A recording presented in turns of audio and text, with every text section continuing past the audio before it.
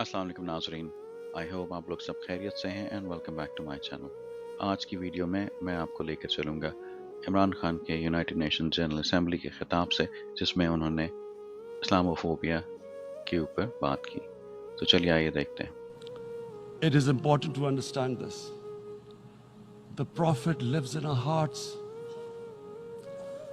When he is ridiculed, when he is insulted, it hurts. As we human beings understand one thing: the pain of the heart is far, far, far more hurtful than physical pain. And that's why the Muslims react. And I always thought that if I ever had the stage, I would try and explain this to the world community, especially to the Western community, because having lived in the Western community, people didn't understand this. When I first went as a teenager to England, there was a comedy film on Jesus Christ.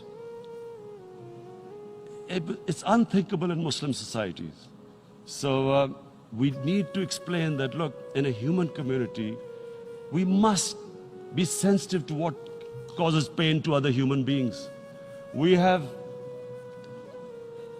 in the Western society, and quite rightly, the Holocaust is treated with sensitivity because it gives the Jewish community pain.